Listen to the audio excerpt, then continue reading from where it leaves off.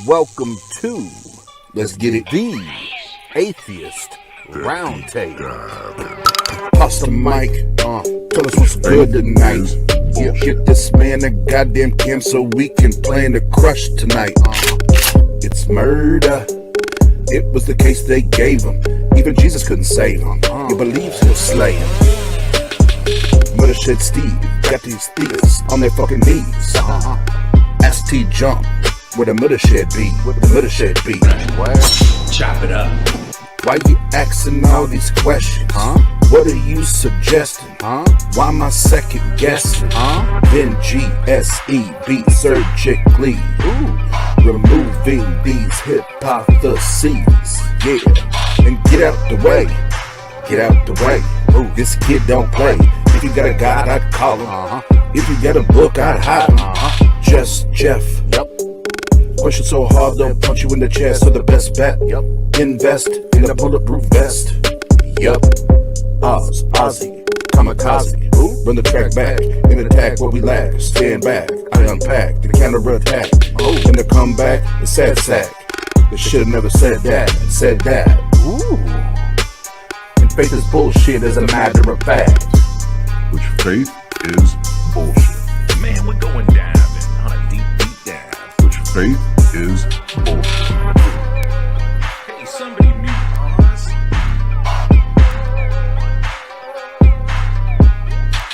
Which faith is bullshit.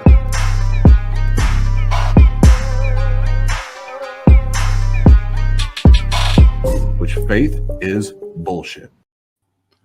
What's up, everybody, and welcome to the Atheist Roundtable. This is another TART Live debate. I'm Oz, your host, and we have a special guest with me tonight, and he's going to help to mod, host, and also make sure we roast the hell out of Pastor John for the next hour and a half. So, David Smalley, great to have you at the Atheist Roundtable. How you doing, man? Thanks for having me, man. This is good. I'm doing good. I'm feeling good. I'm fasting. I'm intermittent fasting. I'm juicing. I'm cutting weight. I feel amazing. I'm ready to roast some people. Let's have a good time. Awesome. Let's get it. And is there anything particular you're fasting for? You're asking the Lord for? Or? Yeah, faith. But I'm assuming at some point, I hear that if you starve yourself enough, yet also crave some random cracker, you'll somehow be better. So I'm working on the first part, and we'll see. We'll see if I get the faith at some point. Awesome. Well, we have two great guests with us for the debate tonight, and they're going to be talking about the philosophy of morality. So very excited to have Tjump back to the Atheist Roundtable. He's a return guest of ours. And then Bradley, it's his first time here on a live show with us for the Atheist Roundtable, and I'm ready to see these two guys get it on.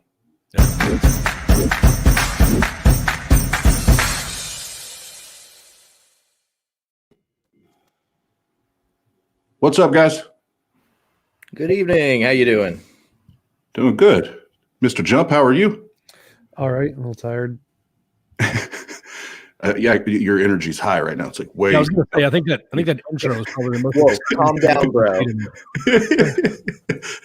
Cool. So, just real quick, guys, before we jump into to the dialogue, a couple of things. I already shared the topic. They'll start with 10-minute opening statements, and then we're just going to go into an open conversation, open dialogue.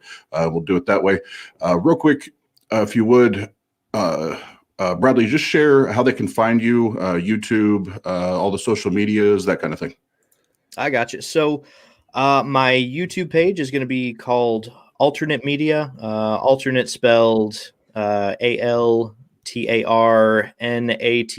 So the altar is kind of like, the altar in the Temple of Jerusalem kind of thing.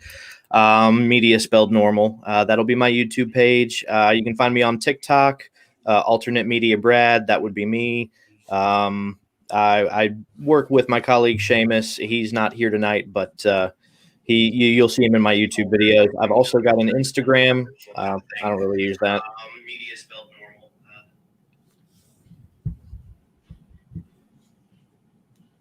Was that you? Yeah, that's it. I don't. No, go ahead. Is that it? Yeah, that's okay. it. I'm sorry. I couldn't tell if you got cut off or not. Tjump, where can they find you, sir? I've got a YouTube channel. It's youtube.com/tjump. That's where I usually am. I like money. Money is nice. My Patreon. I have a Patreon. You can put money in it. Put money in it. You'll see Oz's OnlyFans. You'll get access to Oz's OnlyFans. It'll be great. Love it. Yeah. Oh, thanks for that, Tjump. I love it when you push the traffic to my fan zone. I usually see a bump anytime that you advertise it on your page, so I appreciate that. So what we'll do here is Tom, we'll have you go first here. The 10 minutes. As soon as you start to speak, I will hit the stopwatch. All right, cool. So I'm an atheist, but I believe in objective morality. One of the common misconceptions that many theists and many atheists have is that you can't believe in objective morality without a God, and that's just not the case. Most philosophers are moral realists, like 50-something%, and most philosophers are atheists, like 70-something%. So only like 15%, I think, are theists. So you can have objective morality without a God, perfectly fine. In fact, most philosophers think you can't have an objective morality with a God anyway, so you need to have one without a God. And the way you can justify that is by saying it's a part of nature. There is some part of nature that is objective, that exists independently of our opinions, and that grounds morality, just like the law of gravity grounds gravity. In this case, in my particular model, I think morality is grounded as an emergent higher order property, kind of like fitness. So animals have certain levels of fitness. They can survive in more or less environments than others. And that's an objective feature of the world, independent of our thoughts and opinions. And similarly, there's this feature called morality, and that is a different higher order emergent property. Instead of describing the different amount of environment certain species can survive in, it describes certain kinds of interactions that agents can have within environments. And so it exists independently, objectively, outside of human opinion, and it describes features of the world that exists independently of opinion. So it's objective. And this position is called moral naturalism. You can go to the Stanford Encyclopedia of Philosophy, go to moral naturalism if you want a more detailed explanation of it. The basis of this is we look at what we call the evidence of morality, the fact, moral intuition, moral progress. So it's like if we see a cup fall over, and we say, well, what caused the cup to fall over? It could be like a squirrel or whatever. And the evidence of the squirrel is the cup fell over, and then we have to do something else. We have to say, well, if it was the squirrel that knocked it over, we can make a prediction, like say, well, if we look at the cup, we'll see like squirrel droppings around the cup or whatever. If we confirm that, that's good evidence of the squirrel. The same thing applies to morality. So we see the phenomenon like the cup falling over, which would be moral intuition and moral progress. These are the things we see that we describe as the moral phenomenon, the thing we're trying to explain. It's possible it's purely just subjective, but it's also possible it's objective and it's describing some feature of the world. And if it's describing a feature of the world, then like the squirrel, we need to make some kind of novel testable predictions to say, to give us a reason to believe it's objective and not just a subjective product of the mind. My personal testable predictions are about how intuition is going to change in the future, how we're going to start to see morality is not pertaining to only actions done by agents, but any action done to agents. For example, if a rock falls on you, that'll be seen as immoral long in the future. And if my testable predictions are confirmed, that's good evidence if my hypothesis is correct. There's lots of other hypotheses of moral naturalism without a God, and they make different hypotheses about how morality works. So my model essentially goes by looking at moral intuition and moral progress. We see what are the patterns that we can see in these two phenomena and try to make a principle that describes these patterns. I believe the principle is any involuntary imposition of will is bad. I think that is the conclusion of what we see when we're talking about morality. When we look at moral intuition, moral progress, what is the principle that describes these the most accurately? I think it's any involuntary imposition of will is immoral. And so that if we take that principle to its extreme, we get this idea of the best of all possible worlds. What the world would look like if it was perfectly moral would be one where it's logically impossible for any being to force any other being to do anything they don't consent to to themselves, to their universe or whatever. And I think that is the extreme of morality. Like if we want to make a objective standard of morality, that would be it. For example, if you came across a genie at a beach, like what would you wish for? This would be the correct wish. You should wish for, genie, I want you to create the best of all possible worlds for all possible wills, where it's impossible for any one person to force anyone else to do anything they don't consent to. No involuntary imposition of will. So I think that that is the best basis of objective morality we have. I think it works as a objective basis better than any other basis I've seen, any other model I've seen, especially theism. And that's the one I subscribe to. I will yield the rest of my time.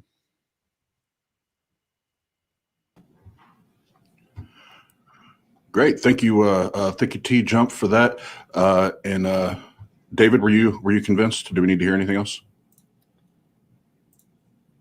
I actually am another one of those atheists who acknowledges objective morality. So it's rare that I find another human who connects there. So I have nothing to roast him on yet, which is kind of disappointing. Other than his energy reminds me of Sleepy Joe, and I'll just stop right there. Very good, Bradley. As soon as you begin to speak, good sir, I will start the clock. All right. Can I first say that, gentlemen, it's great to be here. I've been on here once before, but it was a little less formal. So this is going to be an awesome experience, and I'm very grateful to have this opportunity. I think it's a fascinating subject, actually, the whole concept of morality, be it objective or subjective. You get into the dichotomies of, okay, so is capital punishment wrong? And people who tend to say that that's wrong tend to also think that, the pro-choice side of the aisle on that front is the more moral stance. And then you've got the vice versa. So I can't say I've ever actually heard somebody make the statement that it's impossible to have a objective morality with a deity. I'm actually interested to hear a little more on the perspective of that, but be that as it may, I'm not going to say that it's outrightly impossible to have an objective morality without a deity. I find it to be logically difficult, but I'm curious to certainly find out more on that front. So that's pretty much all I've got to say. I'll yield my time on that.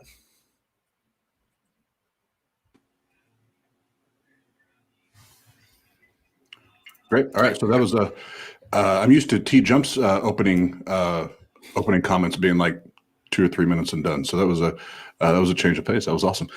So what we'll do is open it up for open dialogue here, guys. So Tom, if you want to start off there, anything that Bradley just said, we'll get to rocking and rolling. And David, if we feel like either one of us want to jump in and roast, jump in and have a little fun with the guys, but especially Pastor John. I don't want to forget about him. But guys, I don't recall. Yeah, I'm hoping Tjump. Did I say that? Is it Tjump? Is that what you go by? Yeah. Right. You can just call me King Master of the Universe too. That works. I'll stick with Tjump. Yeah, I think I would love to hear you respond to his question about how it's impossible to have objective morality with a deity. My assumption would be that anything the deity wants becomes moral, therefore it's subjective according to that God. But I'm assuming you have a much better philosophical answer than that. Yeah, it's called the Euthyphro Dilemma. So is something good because God said it's good, or did God say it's good because it's good based off some independent standard? If it's only good because he said it's good, then it's arbitrary and subjective. And if it's good based off some independent standard, and he's just referring to that independent standard, well, then you don't need the God. It's objective based off of the independent standard, not the God. So any God-based morality is going to be subjective because it's going to be contingent on the God's say-so or his opinion or whatever his nature. If it's his nature, well, then that's something independent of his choices, and so you can just reference his nature and you don't need the God. Okay, I definitely understand the premise. I think it's a fundamental misunderstanding of God in the greater scheme of the cosmos, though. I mean, the idea being that if God is all that existed before the cosmos, then it's good because God says so, not because it's inherently so. Okay, so that would mean that it's arbitrary, because if it's only good because God said so, then that means that the only determining factor is like if we were walking down the street and you said, what is 3 feet long? And I said, that stick is 3 feet long. Well, what makes it 3 feet long? If it's made 3 feet long just because I said it, well, I could have just said any stick is 3 feet long, and the answer would be equally as justified. So if the thing that makes it 3 feet long is my say so, then it's arbitrary. If the thing that makes it 3 feet long is that there's a comparison from its length to some objective measure like a ruler or a yardstick or whatever, then you have an independent standard, which means you don't need me anymore. You can just get rid of me and compare it to the yardstick. So if the thing that makes it moral is only the gods say so, that makes it arbitrary and subjective, because you're not comparing it to a moral standard, you're comparing it to a God said so standard. And you need that independent kind of reference point, like the yardstick, to actually say it's an objective standard, because objective means independent of thought or opinion. So the problem I'm having there, though, is that you inserted there that you're not comparing it to a moral standard, and the problem is that morality itself didn't exist until God brought it into being. Even if that was true, that would still mean you need to compare it to an independent standard. It can't just be, even if he created it, the objective properties of the thing he created still have to be measured independently of his say so. He can't just say it's the case, because that still makes it arbitrary. The truth making proposition has to be that a comparison between an objective thing, objective as an independent of thought or opinion, to compare it to, otherwise it is subjective by definition. Okay, yeah, I think I could actually concede that it's subjective. I'm fine with that. Let's say I believe in a subjective morality, and I believe that God's morality is the subjective morality that is then objective. I don't think it can be subjective and objective at the same time. I think that's a contradiction. How so? Because subjective means not objective, and objective means not subjective. Yes, but if nothing existed prior to God, then there was nothing to compare it to in the first place. So his would be the first example. Right. So I can grant that you can have subjective morality. That's perfectly possible, but it can't be subjective and objective. That would be a contradiction. Not in terms of, I guess, election. See, the trouble with a subjective morality on a peer-to-peer level is that you and I are both human beings. Therefore, we are equal. Okay. So in your terms, it would not be within my power to exert my moral views over you as an individual, being that we are equals, right? So if we have a disagreement on morality, then it's moot and arbitrary. However, God is a higher being than us. Therefore, he then, being the creator of all, actually has the authority to call the shots. No, not really. So authority doesn't make things true or false. Authority is just judgment about truth or falsity. So it doesn't actually, it's not the truth maker of a statement. So for example, if I'm the only being in the universe, no God, nothing, anything else, and I'm walking down a street I created and said, well, what is a 3-foot stick? I'm saying that is a 3-foot stick. You still have the same problem. Like if it's only 3 foot because I said so, you still don't have an objective measure independent of thought or opinion. So it's still subjective to me, even though I'm the only being in the universe. So it doesn't matter. What makes it subjective and what makes subjectivity a problem isn't that we're comparing you and me. That doesn't matter at all. What matters is the origin of what makes the proposition true or false. Is it true because someone said so? Is it because of a mind, an opinion, a thought, something of that nature? Or is it true based off some independent standard that exists in the world objectively as an independent of mind or thought?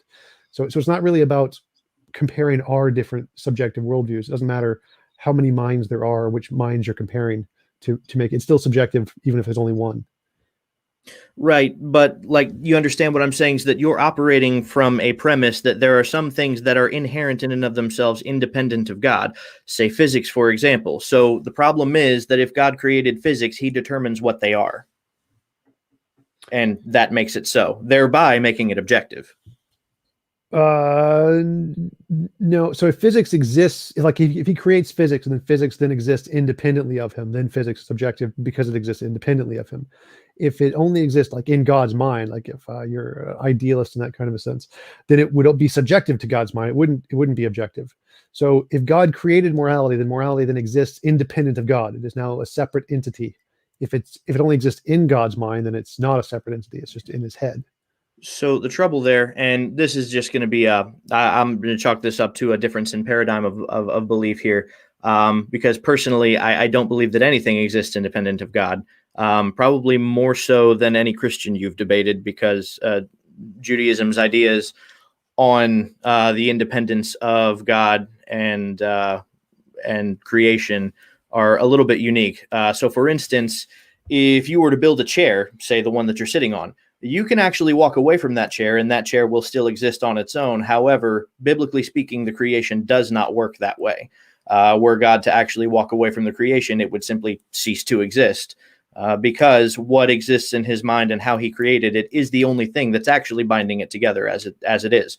Therefore, physics actually is in the mind of God inherently and continually. So in your worldview, everything is subjective to God. Absolutely. Okay, I can grant that you have subjective morality in that worldview, but it wouldn't be objective in that sense. Well, it's objective in that there is nothing that would be independent of him at that point. Sure. So just by the definition of objective and subjective, that would just mean it's a subjective morality. It's in other words, it's objective to us. I don't think that works. So if, for example, I'm a being and I create a whole bunch of other beings and I say that stick is 3 feet long, it's not objective to those people, because objective isn't something based off of a reference frame of individuals. It doesn't matter how many individuals there are or who created the individuals or what their perspective is. Objective means it's true, independent of mind or thought. So it's not, it doesn't matter if God created morality and then said it's subjective. It doesn't do anything. It's still subjective to him. Again, what makes something objective or subjective, what makes the proposition true, is what is the origin? Does it come from a mind, or does it come from something independent of a mind, essentially? And so if it comes from mind, it doesn't matter where we are in the situation. It's still subjective because it still comes from a mind. But like, how could my opinion, like I say blue is the best color ever or something, and say I create a whole bunch of infinitely many beings or something, is blue the best color objectively true for them because I said it so? Like, is blue subjectively true, and they really don't make a difference whether they exist or not? Well, so that's the thing, is that if you created a standard for your creation to work by, then for them it is objective. So again, definition of objective: true, independent of mind or thought or opinion.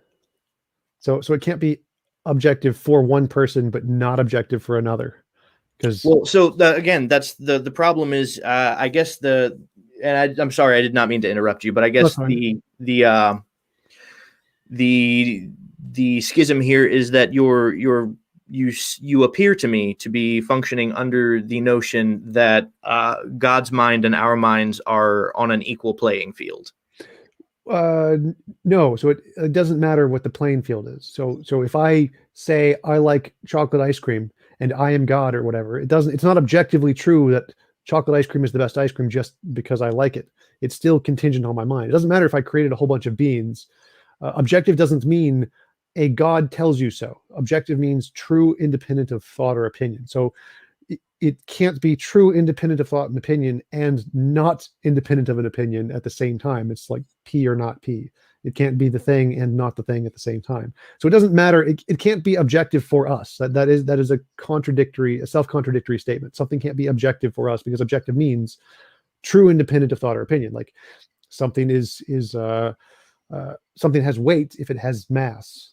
It can't have weight if it doesn't have mass, essentially. So if you're saying that it's objective for us, then what you're saying is it's objective. It's true, independent of any thought or opinion, no matter whose it is.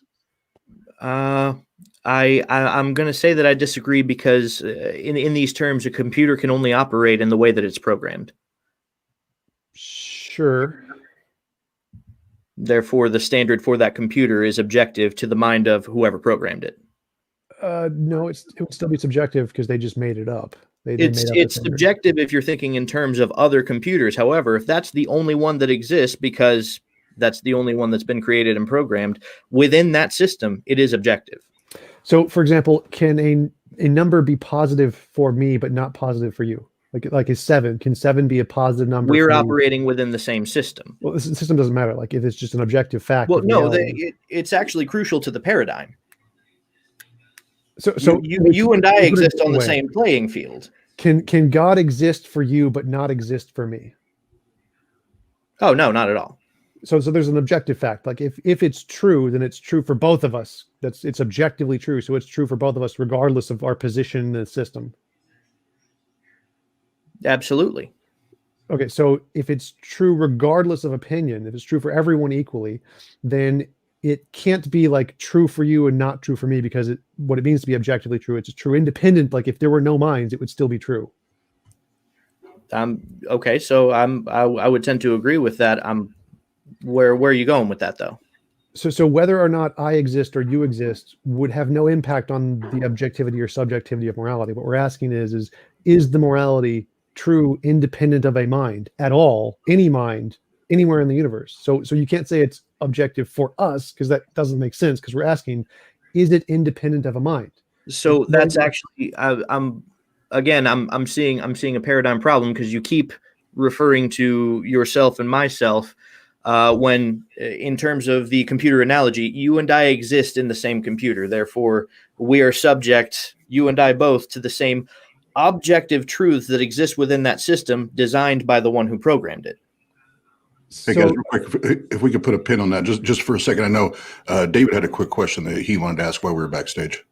Yeah, this is fascinating, guys. It's a great discussion. I have a question for Brad, though. Okay.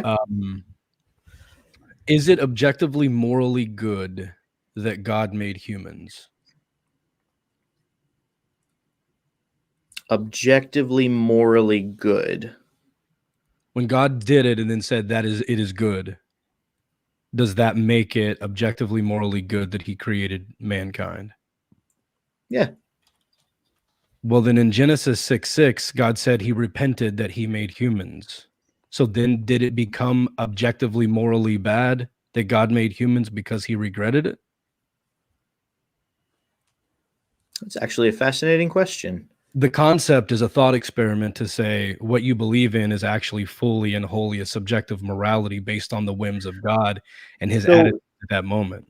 So here is what I'm going to ask you, though. Are you positive that repent is the word that he used? Is that the word teshuva?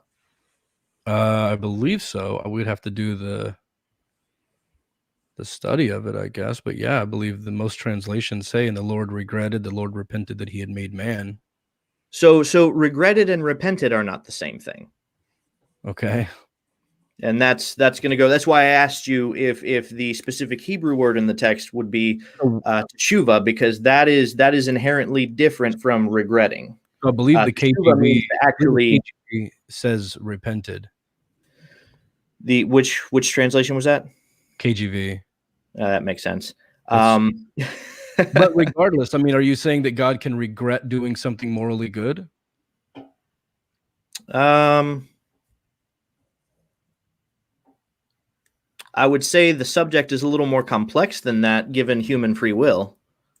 Okay, then give me another example of something God does in the Bible that is objectively morally good. And then I have one more follow-up after your answer, and then I'll step out of the conversation. But something else that God did that was objectively morally good. I would say any other aspect of creation. I mean, he looked at all of it and said it was good. Stopping Abraham from killing his son. How about? Yeah. Okay. That's one we can certainly agree on. So what about the king who he didn't stop from killing his daughter? Right. So that was my follow-up, Tjump. So that's the point. So God stopped something from objectively morally bad happening, which is Abraham killing Isaac. But if God were to command that and allow it to happen and allow it to continue, as he did with the Amalekites in 1 Samuel 15:3, go kill the infant babies, the nursing children, and all of that, does it become morally good to kill a nursing infant because God said so? If so, back to the Euthyphro Dilemma, it's completely subjective, and it's not objectively morally bad to kill an infant or to kill a child, because if God says so, now it's a morally good thing to do, even though we understand it as causing harm and, objectively bad. Or more specifically, like Jataf, I think is his name, where he said he prayed to God. He said, "Let me win this battle, and I'll sacrifice the first thing that comes through my door when I get home." Yeah. I mean, that was his daughter, and so it's literally the same story. So it also doesn't say sacrifice there, but be that as it may, we'll move on from that. That's a discussion for another time. Well, actually, I've researched this, and the consensus is that he did actually burn her. That was the consensus of the academics on the translation. After she went. Which Talmudic tractate are you drawing that from? The academic consensus of the interpretation. So it's a meta study of the academics who are studying the Hebrew and translating it, from the document itself, this is the consensus interpretation of the experts. So that's why I asked which Talmudic tractate you derived that from, because they are the experts. That is the academic standard by which you need to be judging the text.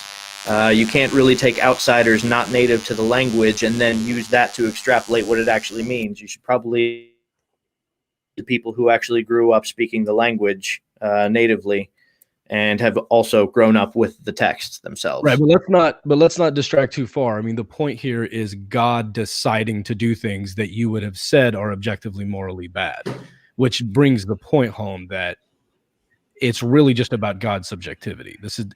With God being in charge, it's really impossible, as Tjump said, for you to have an objective moral standard, because it's really just up to God. Because if God says something's bad, you say it's objectively bad. But then later in the book or in your life or in anyone's life, if God then makes an order that you would see as objectively morally bad, it becomes good in that moment for believers anyway.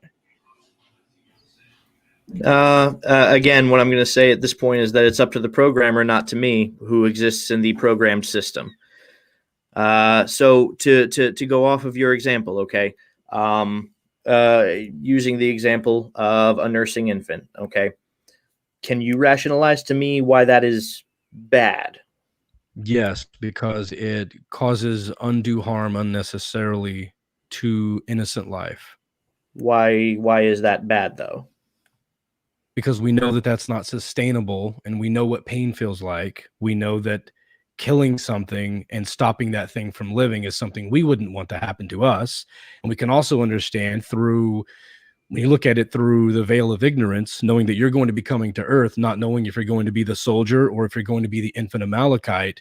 If you didn't know which one you were going to be, you probably could unbiasedly say that you being murdered as an infant would be a bad thing. Therefore, you can classify that as bad without your bias. It removes your subjectivity. So if I'm understanding your perspective, okay, if I could sum it up, if we can conclude for ourselves that it's something we wouldn't want done to us, then we could conclude that for the general population of most other people, they would feel the same way, and therefore it makes it a universal truth of sorts. Is that kind of what you're arguing? Are you asking me? Yeah. I'm kind of trying to process what you just said. So I'm trying to repeat it in a way that you would agree with, so I know that I'm understanding exactly what you're saying. I appreciate that. Give me one more shot at it. Do that again. So, like, if I'm understanding what you're saying, if it's something that we can think internally for ourselves and conclude that we wouldn't want done for us, then we would logically conclude that the general populace of everyone else would probably feel the same way about themselves. And therefore, we can conclude it's a universal truth that, murder is bad because I wouldn't want to be murdered. Therefore, I shouldn't murder you. That's close. It's really the veil of ignorance is a good mechanism to remove the bias. So it's not really about what you want. It's about what's good for the creature versus causing undue harm against a creature, right? So the more specific you get, now, keep in mind, and this isn't my debate, but I came here to be a jackass. I just couldn't help getting into this fascinating conversation.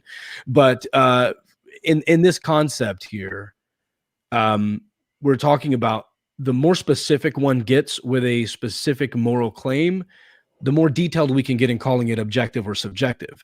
But the more subjective you get with something, or the more vague you get, the more likely it is to be subjective. I think there are, of course, moral issues that are subjective, right? Running a stop sign when no one's around in the middle of the desert, right? That's a subjective thing. Not all moral is objective, but there are moral objective truths. And that's how we would get to that, by removing the bias, using the mechanism of the veil of ignorance by John Rawls. I'm sure you're familiar.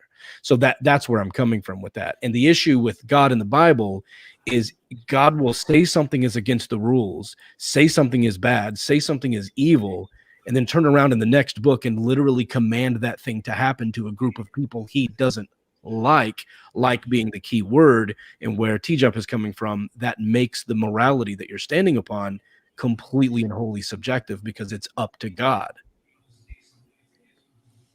Okay.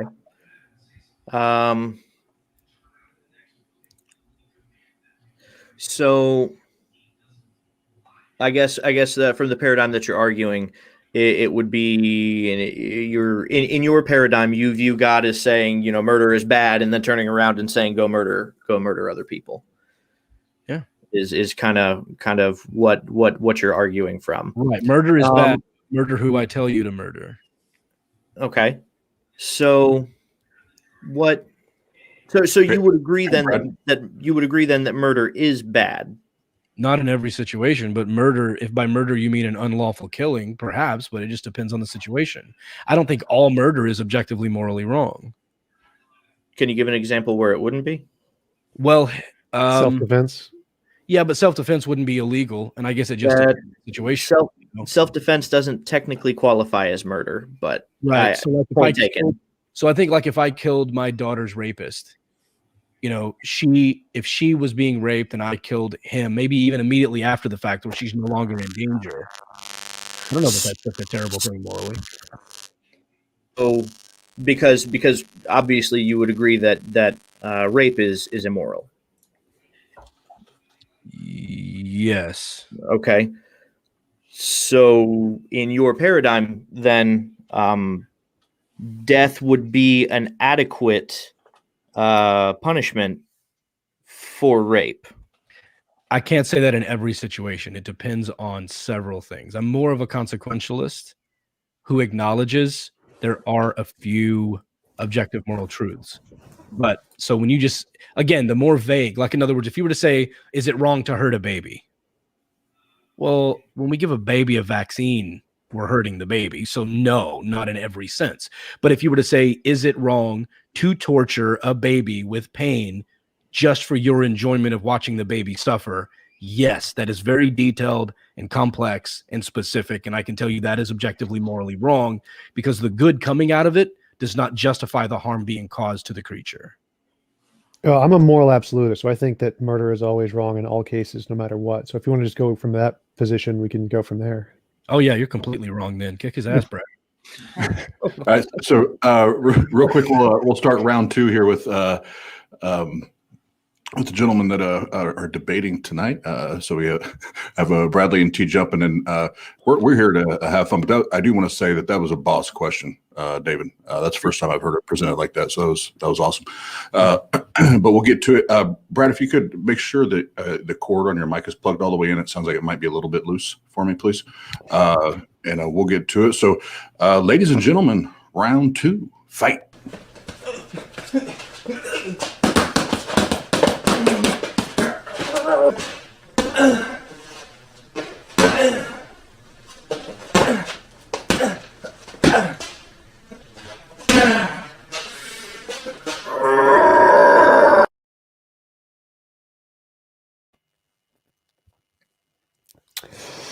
Well, okay. So yeah, I'm a moral absolutist. I think that killing is always wrong in all cases, no matter what. So if God's killing people unnecessarily or changes his mind, it's objectively immoral. Okay. Okay. So if you could you explain to me the why you believe killing is wrong? Because there's always a more moral option. Anytime you could kill someone, if you had infinite power, you could do something better without the killing. Can you give an example? Sure. So, like, let's say a murderer is trying to kill me and my family or whatever. If I had all powerful, I could snap my fingers and we could just teleport away, and we wouldn't have to kill him. Or I could snap my fingers and give every single human being their own universe, and they could just do whatever they wanted with it without any hurting of anybody else. Or, like I said in my genie example, create the best of all possible worlds where it's impossible for any one being to force anyone else to do anything without their consent. And so that option is always going to be better than killing someone without their consent. Okay, so in a realm of impossibilities, there's always a more moral option is kind of what you're saying. Well, no, because all of those are logically possible. They're all physically possible, and once we have the technology, we humans will be able to do it. Okay. I see where you're coming from on that front. I don't necessarily agree, but that's a separate discussion. So So but you do agree that murder is wrong. Yes. Okay. What do you believe is an adequate punishment for that? Punishment doesn't make a difference to morality, so something is right or wrong independent of the punishments. So I don't like the system of punishments is purely pragmatic. It's like saying, well, this is what we do to try to prevent it in the future, but that's it. So there's no like any punishment you give is always going to be immoral too. Like if you throw someone in jail, then throwing them in jail is also going to be immoral because if you had a all powerful, there's going to be an even better option. Like for example, Sam Harris uses this example of a psychopath. Like if a psychopath was killing somebody and we could go into the future 500 years where we have the technology to just cure your psychopathy so you can feel empathy and love, which you weren't able to before, then the correct thing to do would not be to throw him in prison. It would be to give him the pill and cure him of psychopathy and treat him like a victim of his biology because he doesn't deserve to be punished. He's a victim of his biology. And so there isn't really punishment isn't justified at all ever. It's just something we do pragmatically to try and prevent more harm in the future because we don't have the technological capability to do otherwise. If we did, we could prevent all harm. So more or less, it's kind of a morality based on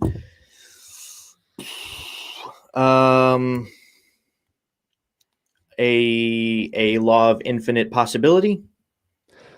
No. Or a hypothesis of infinite possibility, because No. I guess what I'm asking is because we're talking about hypotheticals now.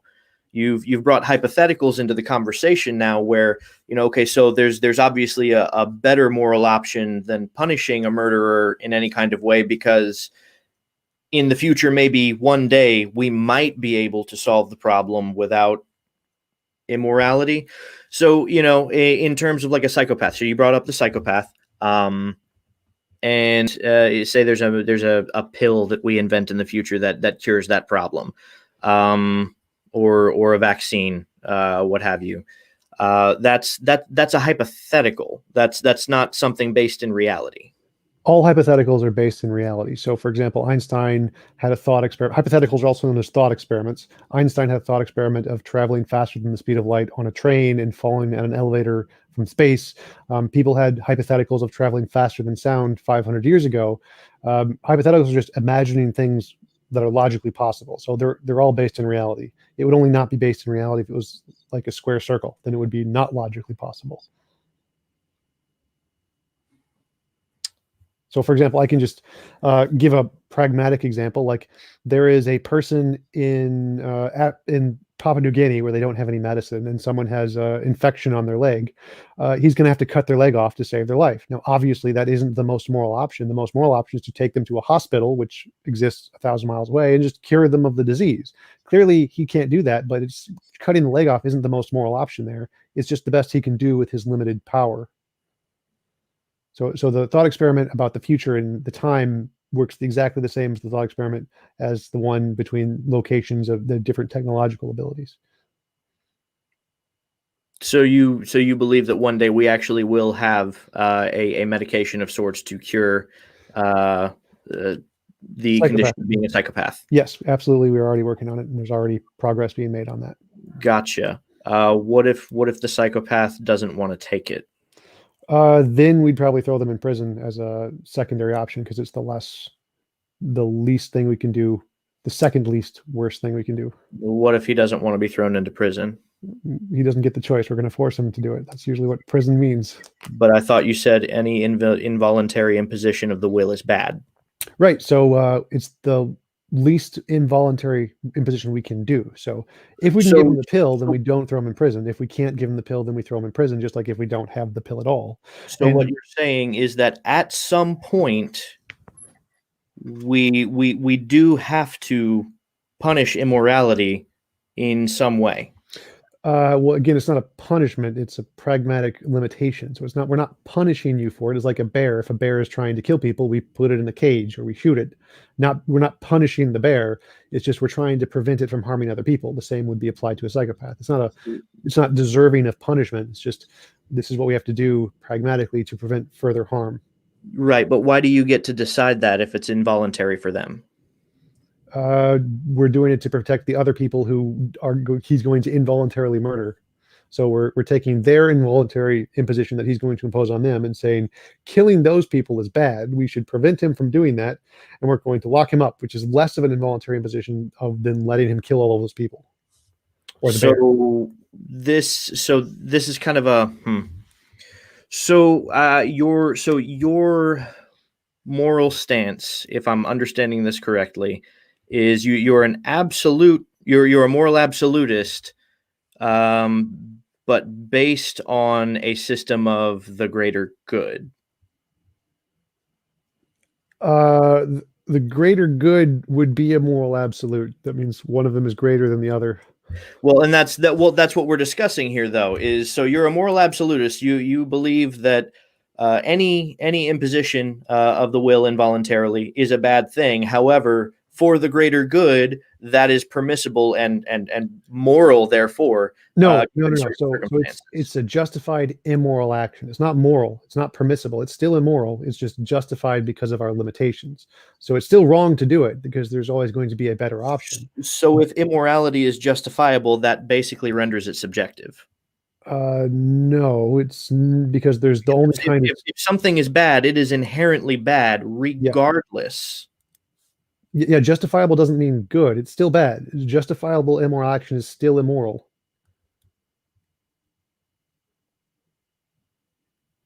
No. Yes.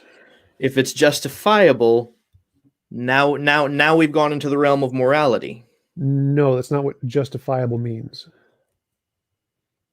How does it not? Justifiable means that there's some precursor that means this is the best you could do at the time. So it's like, it doesn't mean it's moral. It just means there's some caveat there. It means it's more moral. No. Literally not what it means. So justifiable means able to be shown is reasonable. So you can say it's a reasonable thing. It doesn't mean it's right or good or moral. Justifiable means it's a just decision. So we're talking legal renderings at this point. Yeah, legal renderings are pragmatic, not moral. So again, you can have a reasonable decision here, like a trolley problem. You can choose to flip the switch and it'll run over one person, or it'll run over 5 persons if you don't flip the switch. It's still immoral to kill the one person, but it's justifiable because you don't have a better option. But there still is a better option. You can say if you had the power to save all of them, that would be the more moral option. So there's an objective moral, there's an objective immoral, which is kill all 6 of them. And there's a middle ground, the justifiable action of trying to save the one or the 5. It's still immoral to kill the one objectively, but it's justified given your limitations. So your use of justification is a straw man to moral naturalism's view of morality. So no, that doesn't apply to mine. You may want to use it that way, but I don't. Okay. So I guess my next question then would be why, how do you determine who gets to decide what the justifiable reasons are? Physical limitations, like reality gets to decide. Like if I physically can't lift a train to get it out of the way, then that's not an option for me. So the only physical thing I'm capable of doing is flipping the switch. So reality determines what's justifiable there.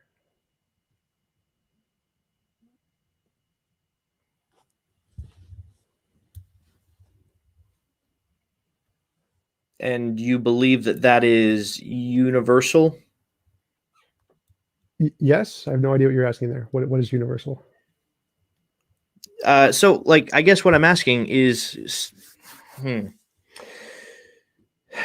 how to relay this? Because if we're talking about morality as an objective standard, that would be universal. That means that's all around for everybody, everywhere in the world. Would you'd agree with that? Yes. Okay. Yes. So the limitation or capability of what can be achieved to subvert immorality, be it whatever justifiable means you can, that you would agree is also a universal standard? What is? Say that again. So if morality itself is a universal standard, okay, yes. And if what we determine justifies the subversion of morality to prevent greater immorality, is based on limitation and Yes. ability, then that's inherently. Yeah, that would be the criterion of what determines what's justified. Like if you are physically incapable of stopping the train, then you are justified in doing a less moral action by like flipping the switch, because you physically are incapable of doing the more moral thing. That's interesting. That's actually not a perspective I've ever heard. I certainly don't necessarily agree, because then that would still again render moral judgments differing in different nations based on their abilities. Third world countries would undoubtedly have a lower morality than first world countries as far as their legal mitigation. Right. That's totally true. Like in our society, if a doctor cuts off a person's leg because they have a staph infection, that would clearly be immoral. We would prosecute them for that. But if someone in Papua New Guinea cuts someone's leg off because they have a staph infection, they're saving the person's life. I mean, clearly we do hold them to a different standard based off of those limitations.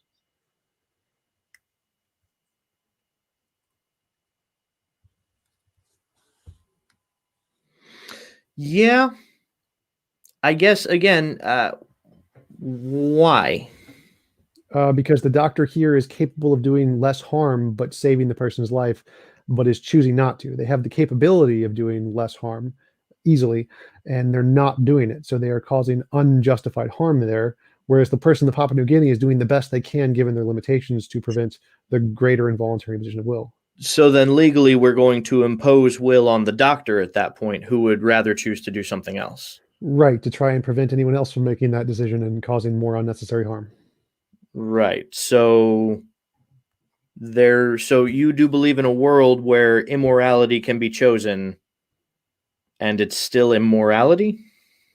No. So again, it's not chosen, it's determined by the physical limitations of reality. So if the doctor didn't realistically have the ability to give someone some kind of antibacterial to stop the staph infection, and they had to cut the leg off because reality determined otherwise, then they would be justified in doing it. But that's determined by reality, not by people. So it's not a choice. There's no choice. The possibility is certainly determined by reality, but in the long run, it's going to take a tribunal of persons to determine that. Right. It takes a tribunal of persons to determine whether or not we know it was justified. But epistemology, what we know, and ontology, what is objectively the case, are two separate things. So it can be known, like it's a fact of reality far before we know it. We just make a tribunal like scientists to try and determine it after the fact. Our knowledge is something separate from the fact of the matter. All right, guys. Another pin there. Mr. Smalley had a question for Mr. Jump this time. Yeah, I'm switching teams. So We're going down. So here's the thing. So this was way back. I've been begging these guys in backstage to let me in this. This is fucking torture for me. I'm sitting here watching this conversation, and I want to be involved so bad. And I want to say stuff, and I can't. And on my show, I get to talk all the damn time. So this is hard for me. It's really fascinating though. And Tjump, I heard you say that say that what you said again about it being immoral, even if it's justified. Say that thing again. Yeah, so in immoral action, you have two options, like kill one person versus kill 5 people. It's still immoral to kill the one, but it's justified because it's the least immoral thing you can do given your limitations. If it's the least immoral thing, it's the most moral thing you have in that moment, right? Therefore, yes, but it's still immoral. So, meaning, if you were to walk up on a rape happening in the moment and you shoot the rapist and he dies, you prevented a rape. Are you saying it is immoral that you prevented the rape, even though it's justified that you killed the person? It's moral to save the girl and immoral to kill the guy. So it's two actions there. One is you're saving the girl, which is moral, and one is you're killing the guy, which is immoral. And you can know that because there is a more moral option, which is stop the rape if you had the power to do so without killing him. You told Brad a moment ago that something can't be subjective and objective at the same time, and I agreed with you. Correct. And I think you're falling into that same trap by saying that something can be moral and immoral at the same time. If the only way to stop the rape is to kill the rapist in that moment, then it becomes the moral thing to do in that situation to justifiably kill that person to save the innocent person. No, you're conflating. There's two actions there. You're killing the guy and saving the girl. Those are two different things. They So have to have. That's still two different things. The fact that like pushing one domino over to push two dominoes over is still two dominoes. So there's two things there, and you could both do both like separately. If you were like a god or whatever, you could teleport the guy and then you save the girl without killing the guy. You could just kill the guy if no girl's there. Both of those actions are two independent actions. The fact that you're limited in the fact that you have to do one possible structure to get to that two actions done doesn't mean they're not two actions. They're still two actions. And you have to address them as two different actions. Right. I get that. But because I'm limited, I only have a few options. So I made the moral decision with what I had available to me according to physics. Right, which was to kill the guy, which is still a justified immoral action. Like if you could, you should have done better. But I just completely disagree. It's a justified moral action because of the situation. You're killing someone who is doing something terrible, and you have to kill them in order to. There's no such thing as a justified moral action. That's if I can, I'm just going to say I disagree. First of all, it's not actually two actions. If I witness a man raping a woman and I have my firearm on me and I pull it and I shoot him, that is one action. It has yielded two results, but it is one action. It's two actions because it's dependent upon the wills involved. So if you're helping a number of people, like if I that would be country, that would be equivalent to all of those independent actions. So it's dependent on the people involved and what they want, not the specific thing that you do. Your particular action in and of itself is only one action. That's true, but the moral significance and how many moral actions it is dependent upon how many people you affect. So again, we're talking result. Yes. Obviously, because it resulted in the rape being stopped and it resulted in his death. However, it was one action. One physical action, two moral actions. The moral action means what it affects the wills, not a physical action. That's two different things. So in your opinion, you're saying that an individual action can have two moral outcomes. You can have millions of moral outcomes. And so therefore in one it is moral and the other it is immoral. Yes. For example, you could pass a bill that saves millions of people's lives while killing other millions of people. That action is immoral in many cases that it saves and immoral in the many cases that it kills. You can do one action that has lots of different moral outcomes. Yeah, I get that. So my question, Tjump, is in that moment, when you take the simple action of killing the rapist in the moment, in your view, I don't think that's immoral in the slightest, but I get what you're saying from your perspective. It's immoral to kill a person, but moral to save the woman. In that moment, does the positive moral of saving the woman outweigh the immoral action of killing the rapist? Yes, that's what makes it justified. The justified is you're doing the least involuntary. Okay. So in that case, it is the most moral decision capable of that person at that time. Right. So a -2 is higher than -10, but it's still negative. So I'd say that yes, it is the most moral or the least immoral, which are literally the same thing. But it's still immoral. It's still a net negative because you're destroying someone's will in the case.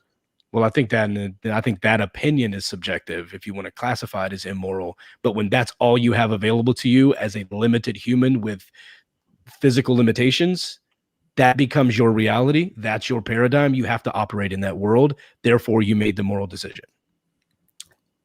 So again, I think you're just confusing terminology here because my standard of objective morality is the best, the absolute best. That's the moral, and everything else is just less. Even if it's impossible. Yeah, absolute best, well, logically possible. If it's logically possible, that's the absolute best. Whether or not you're physically capable of doing it doesn't matter, the logical possibility. So I'm giving you an objective standard of morality based off of what's the best of all possible logical worlds and saying that's the objective standard. And if you can't meet that, that's not moral because it's not the objective best. So it's like in the Christians say, all fall short of the glory of God. So we've all sinned or whatever. It's the same kind of essential mathematical analysis. You start with the highest and go down in negatives. That would be called justice, and justice is how we measure morality. Hey guys, if I could pause it real quick. So we just brought Pastor John on screen, and for all of those viewing, I just want to make sure everybody knows that anything that David Smalley or Tjump says to Pastor John does not represent the opinion of or how we feel here at the Atheist Roundtable. So I just want to make sure that that's crystal clear. And if we never see Pastor John after this evening, talk to these two or Murder Shed Steve. Carry on. Your mic is muted, Pastor John. Yeah, you got a baby screaming in the background. It's his first time Can live. you hear me now? Nope, we cannot hear There you we now. go. Nope, no hearing you now. Okay, all right. Tjump, I didn't know this was going to happen so soon, man, after our conversation on Facebook the other night. Facebook. Oh, gotcha. Yeah. No, hey, absolutely no hate toward you whatsoever. But I do have a question for you. So you keep, hi, baby. So sorry. So you keep talking about how it's immoral to impose on someone else's will. So I was actually asking these questions in the comment section, and here's my daughter, my beautiful little girl, for those to see. But I was actually asking this comment this question in the comment section. I want to hear your answer on this. Is it immoral to be attracted to rape? Well, I guess it technically wouldn't even be rape. Necrophilia, right? Is that immoral? No, personal. There's no thought crimes. You can't have a thought crime. So that's not a thought crime. If I am actively raping a dead body, or if I'm actively sexually engaging with a dead body, would you consider that immoral? If the person who owned the body did not consent to it, yes, that would be immoral. Okay, but what if they did not consent? So they did not consent, but they also did not consent. They gave no opinion on the matter. Maybe they actually would have liked to be raped. Maybe they would have liked that when they were dead. So how can their property? So if you're destroying their property, it would be immoral. It's not destroying their property. They're no longer alive. It's still their property or their family's property, so it'd still be immoral. But no, just being attracted to it would not be. So how is it immoral just based off the standard of the family? So it's not their property anymore because they're no longer alive. They no longer have a say. They never once said that they were going to want to be raped or not be raped when they were dead. It's still their property. Their body is their property. It doesn't matter if it's dead or alive. Even if they're dead, they still have a moral obligation. It's still their property. It's still their family's property. You get no say over it whatsoever. You don't get to harm other people's bodies, whether they're alive or dead. They're still their property. But what if my justification is, you know what, I think they would have wanted this? Well, if they actually did want it and like wrote it in writing and you can confirm that, then it would be fine, I guess. It wouldn't be immoral then. Like if they like gave their body to you for whatever purposes you wanted to, then it wouldn't be immoral. So you think it's objectively immoral for that to happen? Yeah, baby. So you think it's objectively immoral for that to take place, but under the idea, she sees me and she's yelling, "Dad." Yeah, I was going to say, I think it's objectively morally wrong for you to come on a live stream with a screaming 2-year-old. I think that's universal. Number one. Number two, why do you look like Greg Locke and Eminem had a baby?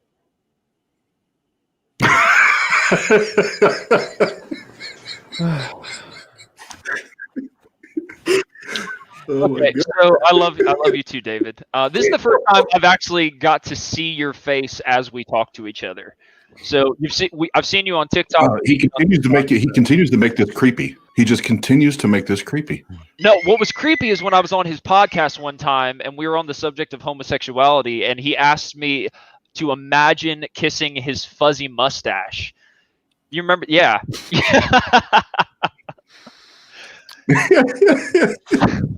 You had some zoom in there. So yeah, just back to that train of thought though, Tjump. Again, they do not have a will at that point. No. So proper freedom of will applies to yourself and your property. So it doesn't matter if they have a will or not. If it's still their property. So if they have given it to you in their will, it's your property. If they haven't, it's their family's property. So you get no say over it. So I would say it's presently not their property though. That's what I would argue. Same thing applies. So if they die, they get to send it to whoever their family members are, just like any other property. So, okay, say they have no family. There's plenty of people that don't have family. Still their property. You don't still get to abuse it. No. I would say it's their past. I've answered the question. I've already answered the question. The question is done. So hold on. I've got something to add. I don't think the. Are you saying that human beings can be property? Your body is your property. No, look. Here's the problem. Conscious beings can't be in someone else's property. Slavery is immoral, objectively, unless Pastor John, to. Like if I choose to give myself to you as property, that's technically fine. Pastor, can you guys hear me? Yeah. Okay. Pastor John, why are you so desperately finding a way to morally rape a dead body? No, this is completely a. I mean, it's the first thing that came to your mind This is a hypothetical under the that you came to the up with conversation. immediately, like on tap, like you've been thinking No, about no, it. no. all day. No, I've had this conversation. I know it's in my head a long time. Halloween. I've had this Creepy. conversation with J Mike, but well, I mean, I could give 1,000 different examples around this idea. See, Yeah, and that's the one You had 999 better ideas, and you chose this one. So I mean, why are you yelling at me when David was talking about raping baby or torturing babies for fun? That's So there's a See- morality. see, Well, what this torturing is babies for what fun this is is very bias. simple. Like that's a simple thing, but you get like 3 layers to this. You know, like it's been. But I have a reason. So where I disagree with Tjump is where he is saying that it is the person's property. I would agree under the context of a soul. I would agree under the context of a spirit, where that is presently your property. But if you are no longer inhabiting your body, if you are no longer if you no longer have a say, you are dead from an atheistic perspective. You just enter non-existence and into the abyss. I would say then this is your past property, and therefore it's neither immoral nor moral from that perspective. T-Jump. Nope. So Is atheists still have property rights even after death. You can still give your stuff to other people and give it to charity. Like, no, that's not how property rights work in atheism. That's only a legal rendering, though. That's where that doesn't really apply in the greater terms of the cosmos. What do you hold? Hey guys, is it wrong to butt fuck a goat? That's a wedding Bible. That's a Bible you get at a wedding. That's a Catholic wedding Bible if I've ever seen one. Why is Obi-Wan on the picture of a boat? This is my Pastor John question. Is it wrong to butt fuck a goat if you're a vegan?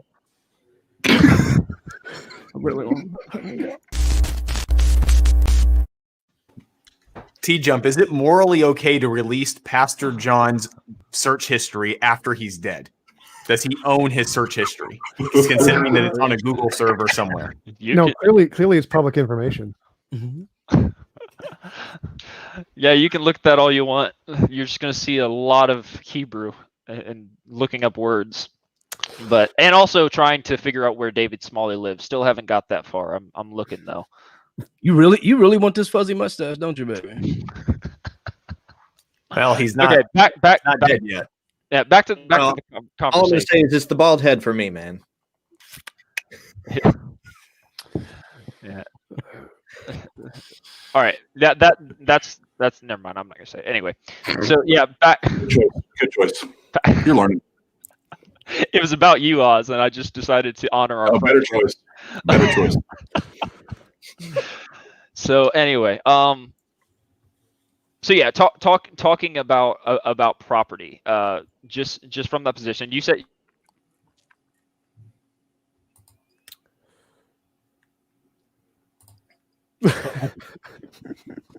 What the hell? They do. Hold on. My man has glamour shots. Is that John's? They do this. This is his search history. John's search history. Pastor John just got so excited. Pastor John just got so excited.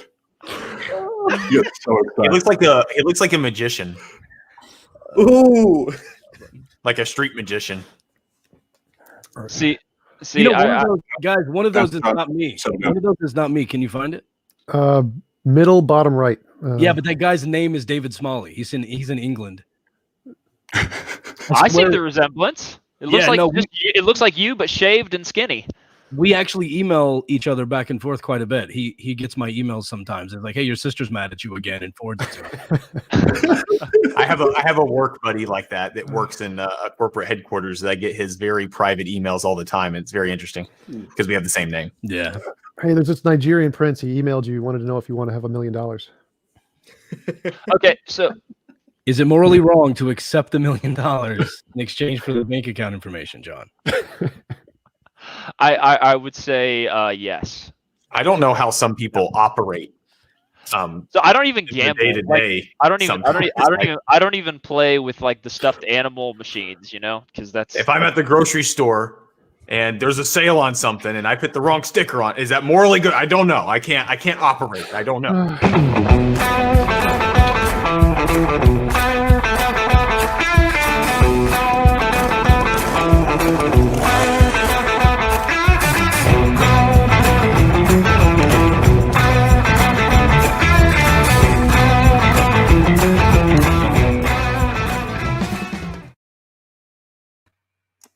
Oh, well, howdy, everybody. How's it going?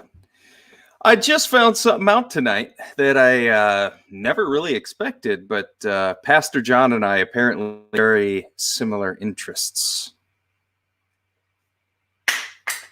Hey, Pastor John. Hey, buddy. What's up? Yeah, we're on the same wavelength here, man. Oh, Murder Shed Steve. I got you. That took me a second. I didn't even mention anything about murder. That was the other guys. I was talking about like necrophilia. So I didn't know you were also a necrophilia, Steve. So I'm just saying we have similar interests. How's it going, everybody? Hey, David. Tjump.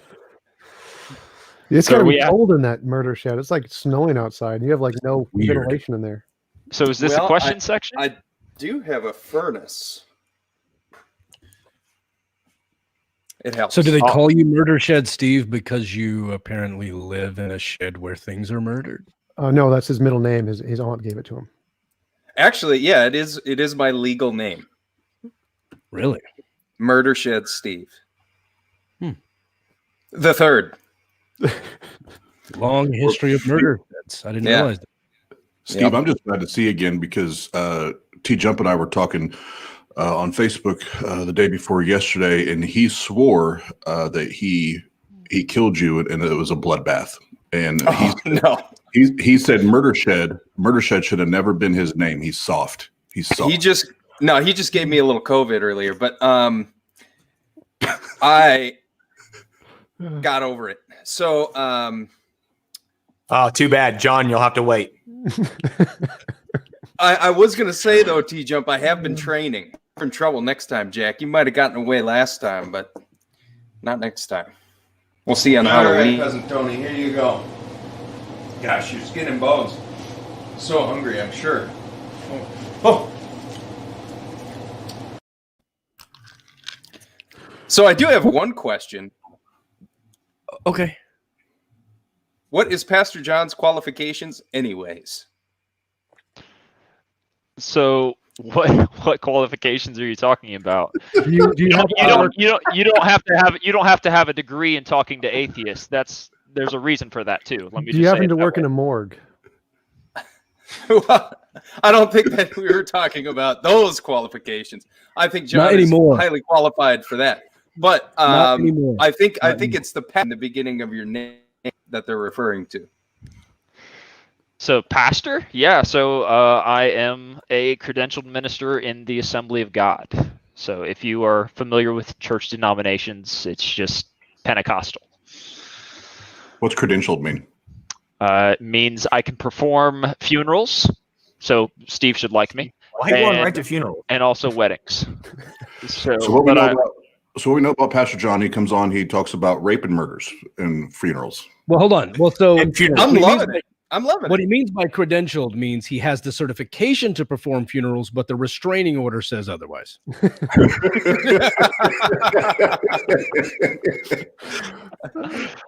that was good. From the troll. Is this moral? No, this is any takers on that? No. What is this? Apparently, what we are is imposing on anything really? Tjump's will with this discussion. So.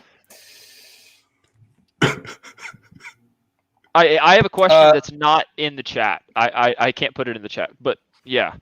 So this is a question for Tjump, and so just someone type this out for me. Question. Hold on. Is this Murder Shed Steve's bit or your bit?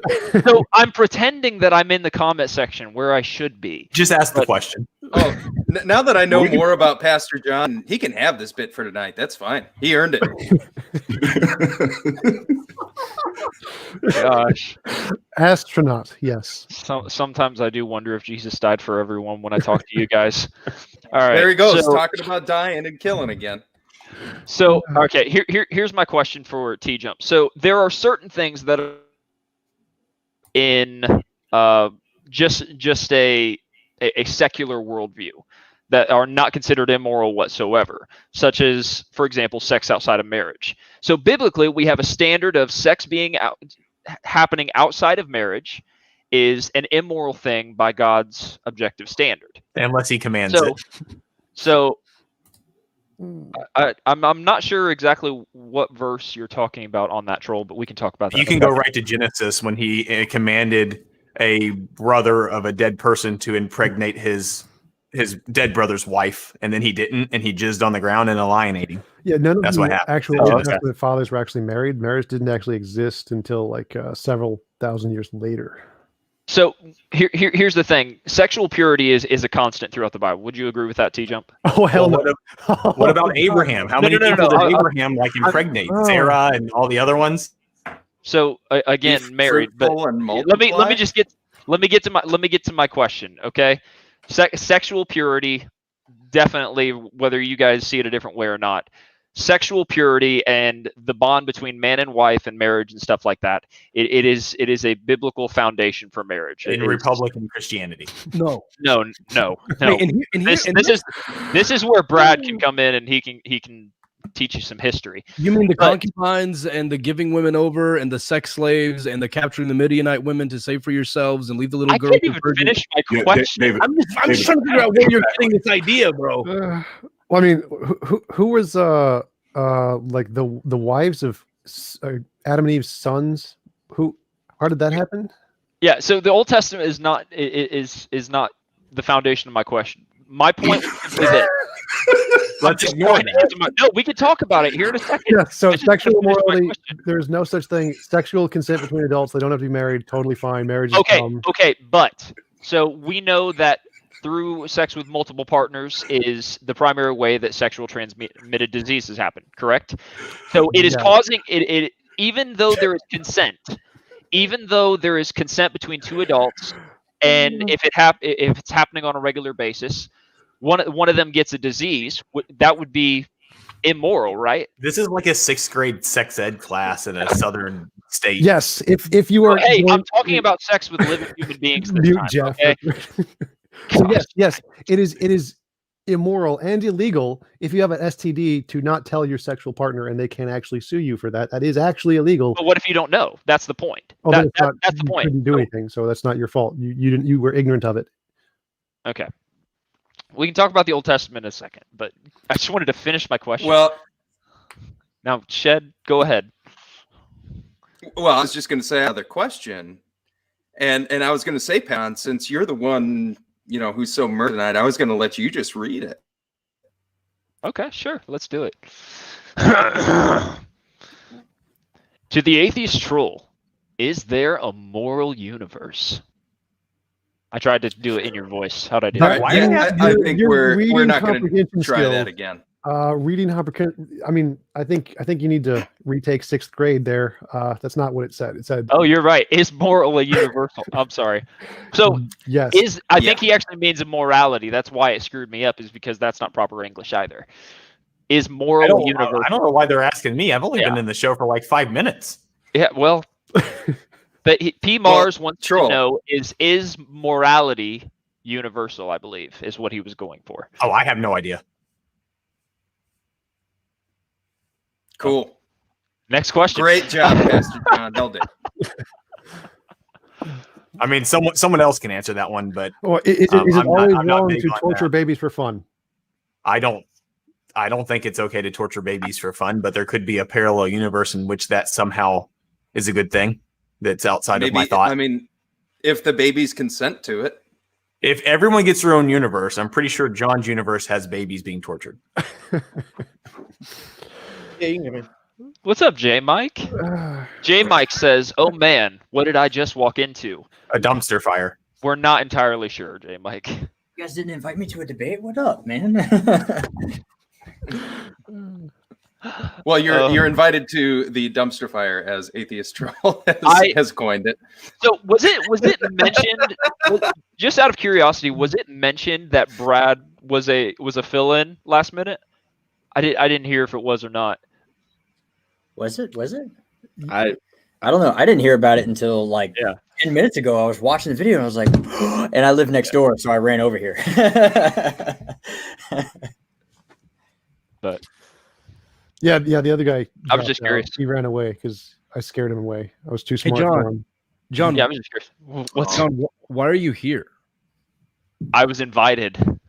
I know. That's- So this is the Atheist Roundtable. We're going to be chatting with Oz today about his life story. We're going to go deep. We're going to be spreading his cheeks, delving into that ass. Be going deep. But no, that's not what we're doing. No. I thought we were doing like the full like Hollywood story. No? No, we're not digging into my ass. No. Oh, okay. I thought we were going into the deep ass dive, like a deep dive. No? Wrong channel? Yeah, bro. This ain't Pornhub. Oh, God damn it. Let's get everybody in the chat. Come What on, was? guys. I want to hear what my good friend Smalley had to say to me before he was so rudely interrupted by the Tart Boys. Hell yeah. We're here to demolish Dave Smalley in a debate.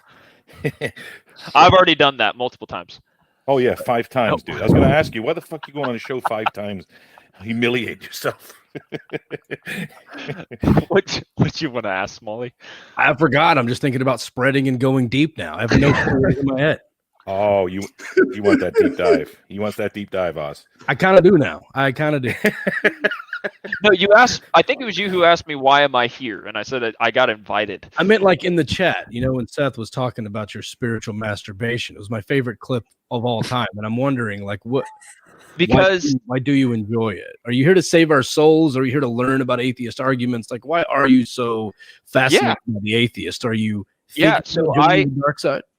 So no, not at all. I listen to atheists far more than I do Christians or apologists because that's where I form my own arguments, and I try not to just regurgitate apologist arguments. So I would like to kind of learn on my own terms, and I think the best way to do it is through experience. That's why I talk to you so much. But when Seth was here and he was talking about it in the chat and everything, these are my friends. I don't mind supporting them. Plain and So simple. I want to tell everybody, John is actually going to be on my 500th episode debating another Christian on free will. It's going to be fun. And Ooh. you, yeah. What is John's position? Cool. So Is it John of is free will or no arguing. free will? John is arguing in favor of free will, and then I have a Calvinist coming on arguing in favor of predestination. And I'm going to be moderating for the first part and then yelling at both of them for the second part. Yeah, I don't know who I don't like more. Well, listen, find out. Yeah, it's going to be fun. Sweet. I'm gonna have to go for John on this one. John, please don't let the Calvinists win. John,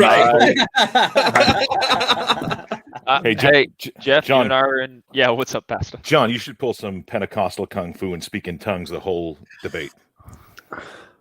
So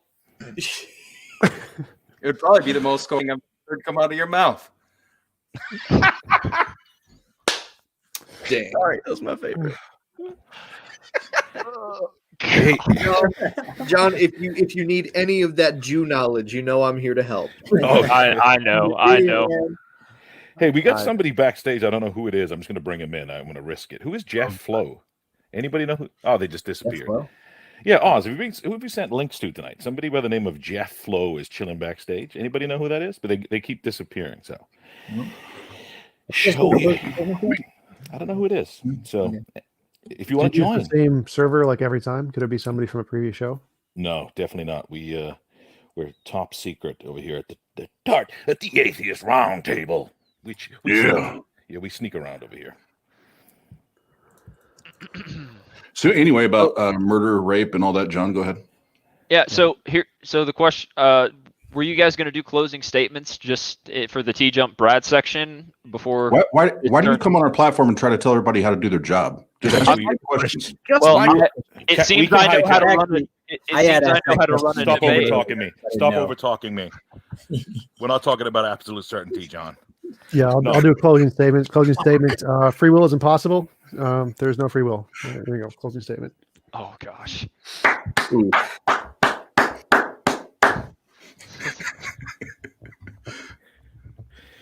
Pastor John. Hey, and David Smalley, it's about that time. We got to go to the what is it? What's that comedy club over there in Los Angeles? Where you Comedy Store? The Comedy Store. Let's go, dude. I've seen you there, man. You've been doing some sets there, right? Yeah. You've been at the Comedy Store? No, I've seen some footage of you there. Oh, I'm sorry. No, it's good, man. Yeah, I have a monthly show there, man. It's kind of a recurring thing, and right now it's shut down, but I think I'm getting it back in either late November, early December. So yeah, it'd be awesome for you guys to come out and actually see a show live. That'd be cool, man. Hell yeah. Fly me out.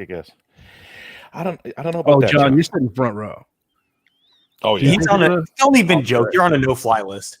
And I'm gonna drug his Pepsi. On Pepsi. So that's actually the first time I ever. That's the first time I ever drank beer. It was a very immoral act. It happened to me in a bar. It was an accident. So no, straight. We've heard it. Somebody put Blue Moon in their pop. Yeah. No, somebody put Blue Moon in his pop. He tells the story all the time. Pastor John, fingertips are not. Wait. They put a percentage of beer in coffee. No, not coffee. I was Pepsi. It was my friend's 21st birthday. He just got. Oh, back I heard this story. Never mind, I forgot. Yeah, he just got back from deployment, and just the short version, no one showed up for his 21st birthday, even when he got home. And so he's like, I'm going to the bar with or without you. Being the good Christian friend I was, I went with him to the bar. I asked, here's the awesome thing. Christians, if you're in the chat, go to the bar for the simple reason they will give you all the free. All right, guys. Anyway, we'll move on. J Mike, he's talking to you. J Mike, he's talking to you. Christians, You're like Nazis with his mic. No shit, man. Hey, I'm gonna minimize the screen a little bit here to David, Oz, Tjump, and my favorite shifty Jew, Brad, and his buddy, and we'll leave guys. If you can do a highlight of what? Oh, Jeff as well. If you guys can do a quick highlight of the debate and let Tom and Brad just summarize and get into their closing statements, and absolutely That's all awesome. I was trying to say. I was trying to say. Hey, you will be quiet, you sassy Christian. You shush it. No, and John, thanks for coming on, bro. I appreciate it, man. You want to hang out backstage, man? We'll have a little bit of fun, okay? Oh, Murder Shed Steve, don't kill anybody.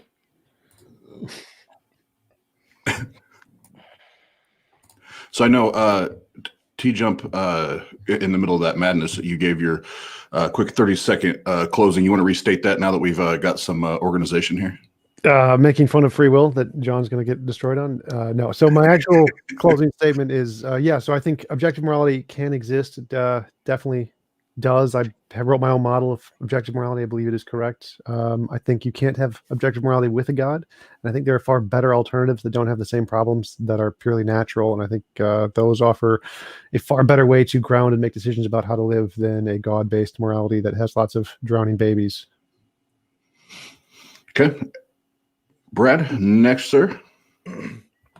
Again, I wasn't expecting to be here earlier today. I would have actually done much more in the way of preparing an opening and closing statement. I don't know. Moral absolution, I find that a little bit difficult personally when, comparing the morality of one act versus another when they're the same act on that front. I do see I guess I see the premise for me. In closing, it's not impossible to have an objective morality with a deity. Again, being that we are operating inside a system that is programmed by a programmer. So for us on this plane, it is objective, even if it's subjective in the greater cosmos of the programmer. That's pretty much it. Okay. Yep. And this is my mistake up top of the show, not saying this, but Brad did come in literally last minute. We had another gentleman that he already knew that Tjump was going to destroy him, so he backed out. And so Brad stepped up to the plate and did it last minute. So thank you for doing that, sir. We do appreciate that. And thank you for being patient with the madness that has ensued tonight and having some fun in between the segments there. But David, you got something?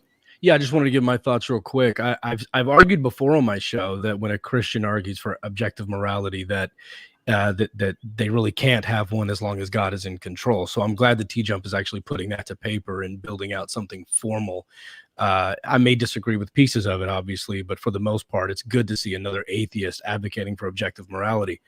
I think both guys did a great job tonight. It was informative. It was fun. This is my first experience with the Atheist Roundtable. And for me, the takeaway is the show is mostly just, someone talking and then being completely interrupted by a guy named Murder Shed butt fucking something in a mask, and nobody understands why. So that's how I'm walking from today. So thanks for having me. You gotta watch the show. You gotta watch the show more often. So. Then you'll know why. Then you'll have the answer to that question. Okay. Yeah. I'm grateful, David, that somebody finally came on the show and at least got a ballpark idea on the first try. Usually it takes them a few episodes, but David, I'm ending our relationship, you son of a bitch. You said you were not gonna. You said you were not gonna say this on air. David, I'm sorry, David. Who are you, David? I have no idea who's talking. I don't know what's going on. He's playing dumb. He is playing dumb. I just see a naked guy in spaghetti balls. I have no idea. All of David's marinara sauce is getting thrown out.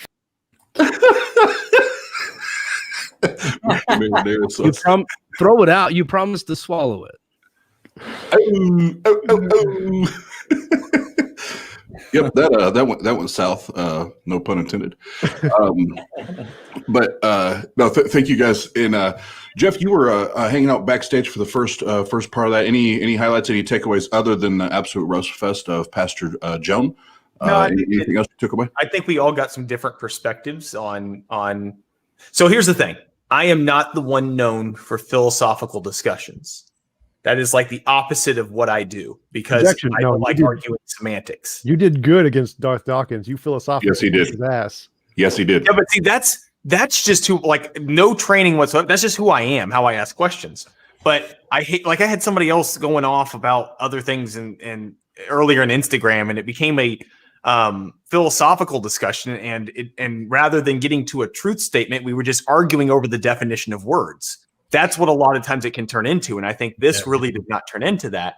And I think the way that you highlighted some of the morality arguments that I hear most common, you brought it from a very complicated, I don't want to talk about this in my mind, to something where I'm like, okay, cool. It's actually pretty simple, and here's an easier way to understand it. So I appreciate that clarity. And also, Brad, for a believer, honestly, dude, like I talk with believers like twice a week. I'm telling you, Brad is like really receptive of that, willing to think about things, and super like just reasonable with the responses, which usually doesn't happen in these conversations. So it was a great connect. It was a great match having both of these guys together tonight. Agreed. And I would like to do this again. We can do a different topic because I think you guys are a great match for each other. Oh, what the hell? Did you guys know that the Bible condones slavery? Like, I'm just seeing this right now, and it's just blowing my mind. But anyway, how you guys doing? You guys doing good? Which wedding did you rip off to get that Bible? Which wedding? Oh, I went through. No, not you, him. David. Because that is a Catholic wedding Bible if I've ever seen one. Actually, this is one of the Bibles that was on my coffee table growing up. And you know that because Jesus is white with blonde hair. So open it to the first few pages and see if there's a wedding message in there. Let's see. Why is Obi-Wan Kenobi on the cover of a book? Yeah. Praise be to Owen McGregor. Certificate of marriage. Literally right Yeah. I told you. I spotted that thing from a mile away. That's a Catholic wedding Bible if I've ever seen it. It's got like the wife's genealogy, the husband's genealogy, the slave's genealogy. It's incredible. Oh, yeah. They're servants, but yeah, they work for you. They live for you. You tell them what to do, but they're biblical servants. That you can pass down because they're your property, but they're servants. They're servants. Give them a wife, you can keep them forever. Yeah. If they have, by the way, did you know that kids, like, they don't actually belong to you. They belong to the master. And the only way they might owe a debt. Well, those children owe a debt. Yeah, that's why. I just had somebody trying to compare this to the NBA and I was like, I'm pretty sure like LeBron James' kid isn't born into the NBA. And they're like, you're gonna be a big point guard, and you have no choice about it, sir. It just makes no sense at all. And also, don't forget, you can beat them within an inch of their life as long as they don't die within 48 hours. You're off the hook. Correct. You're good. Praise God. Not a minute after either. So if we can have a moment of silence, we're going to have Pastor Joan come in and pray about murder, molestations, and whatever else disgusting thing he wants to pray about. Necrophilia. He likes to do. Necrophilia. Yep. But no, J. Mike, what's up, brother? How you doing, man? You're looking snazzy. Yeah. I convinced Pasta Mike to send me a check so I can actually buy some dress clothes. So that's what happened. But no, it was good. Good conversation tonight. And then before we further just ramble and talk shit here, before we go, one last time, we'll start again. Tjump, real quick. How do they find you? Because we had some people on here that weren't on before. How do we find you on the interwebs? YouTube.com/Tjump. I have a website, tomjump.org. I'm super professional and stuff now. How's the shapes conversation? And just if you weren't here for the top of the show, my fans only page is linked to Tom's website. So for a certain fee, you can get some nudes, but it's a pretty high fee. Hold on, Oz. I literally had a show with Tjump the other day, and he tells me that my OnlyFans page was linked. So now I'm a little bit. Well, I have evidence. I have evidence. I switched over to Oz's because Oz's pays more. Like people really don't like the beard. They're not really into the beard. It's the bush, isn't it? It's always the bush. Always. Tjump, as always, man. Thanks for hanging out at the Atheist Roundtable. We appreciate it. And then Brad, how do we find you, man? Well, you can search on YouTube for Alternate Media, spelled ALTARNATE Media, spelled normal. I'm also on TikTok, Alternate Media Brad, spelled the same way. Also on Instagram. That's pretty much the only media platforms I've got at this point. You show me YouTube. And then he also sells beard oil on the side. Yep. So if you need to order that, he does take care of that. Yeah, beard oil, hats, and cigars. And whiskey. Yeah, you could basically put a side to side and see like who doesn't use beard oil and who does use beard oil, and then be like, yeah, I don't want to look like Jesus Mike, and that's why I'm gonna unsubscribe from his OnlyFans. So guys, there's someone in chat asking if I'm religious. What happened? Kay is literally asking if Smalley is religious. That's please wait. The whole time I was listening to you talk all this whole time, I thought you were religious. So you do look like one of those like young New Age pastors that kind of one of those leaders of the new churches. Like, picture kind of says it all. Leader of the new churches. Hey, don't worry about that stuff right now. Hey, you can take all that down. That's stupid. That's also deleted off my website anyway. No, I'm definitely not religious. I want to say November 7th, guys, I'm doing a live 12-hour charity event fundraiser for a young woman who is a survivor of a cult and sex trafficking. And we're raising money for all from 10 a.m. to 10 p.m. Pacific Standard Time. It's a 12-hour broadcast to raise money for her to help her move out of a homeless shelter and into community living in Seattle. So if you guys want to tune into my website, davidcsmalley.com, all the info will be there coming up soon. So mark your calendars for that. Awesome. We really helped this young lady out. Sweet. No, yeah. That's awesome. Thank you for doing that, Smalley. And then before we proceed in the shit talking, David, any other places or anything else you have going on that you want to talk about? We appreciate you coming on and hanging out with us tonight. Thank you very much. But yeah, shill, and plug. Oh, just David C. Smalley. Everything's David C. Smalley, man. I have a brand new YouTube page. It's like literally brand new. It's youtube.com/David C. Smalley Clips. It only has like 200 subs over there. My other one's almost 7,000, but I'm having issues with YouTube. So I moved over and got a new channel. Everybody would go there and subscribe. That's awesome. But the big thing for me right now is November 7th. I really want to help out. As a matter of fact, I want some of you guys to join me as guests. I'm booking 30-minute slots so I can shoot you a link for you to pick your 30-minute slot. I want to rally all your troops, get all your fans, all your listeners, all your viewers to come, chip in $5 or $10 for this young lady. It's called a live broadcast for Brooklyn, November 7th. That's the most important thing I could say right now. Yeah, we'd love to help. Let us know if we can help. We will absolutely. Cool. And I do want to say if you enjoy watching and listening to debates, and specifically if you like to listen to Matt Slick get his ass kicked, go check out David Smalley and Mr. Slick debating Is God a Moral Monster? It is pure entertainment. So go to watch. I will plug that one. That that was fantastic. But all right, guys. Well, we can get into a like 2, 3, 4 minutes of shit talking, and then I think we're going. Hey, nice jacket, Oz. Where's the rest of it? I got a question. T-Jump. You talking about 3 feet earlier. I'm pretty sure that couch is 3 feet wide and subjectively full of goose down. You're underestimating by about 3 or 4 feet. I'm 6'2", so this is a big chair. I thought you were laying in a beanbag. This is a big ass chair. If the shit talking has started, Oz, what are you doing to Pastor John in the background image? I'm a little confused. It's looking, I said if the shit talking has commenced, what is going on in the background image between? I thought he was laying in a beanbag. Yeah. What is that? The Jeff. What did you do? That looks like a lazy boy right there. I used to sell furniture. It is a lazy boy Crandall recliner. You used to do a lot of things. He still does a lot of things. Yeah. Not really. I don't know. I don't know how that's a diss. Thank you. I'm a hard worker. Appreciate it. No, just keep talking. Just say you're not helping yourself, man. Just let it go. I come on this channel just to be a punching bag. I'm sure you do. I've never met.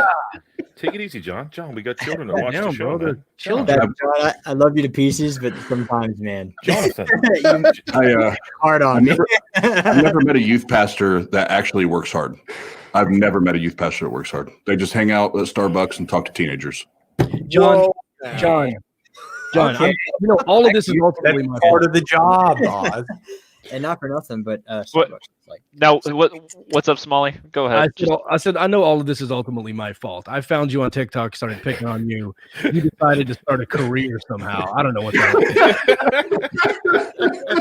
I this is 100%. I would not be here tonight if that man in the corner did not challenge me on a TikTok comment.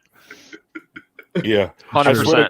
I swear to God, his first words to me were, "Hey, don't worry about me. I've handled the likes of David Smalley." That was the first thing he said to me.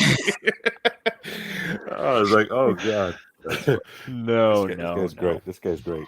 I love it." It's kind of funny because if Pastor John hadn't tried to turn TikTok into a career, I wouldn't be here. So see the domino effect. Yeah. That's called determinism.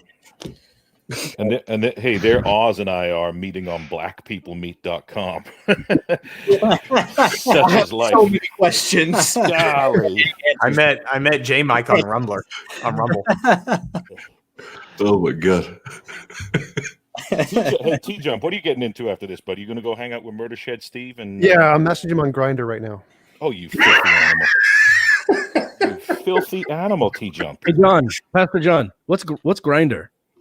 I'm pretty sure it's where Hey, I'm John, pretty sure it's where homosexuals can meet like Tinder, right? Please stop answering that.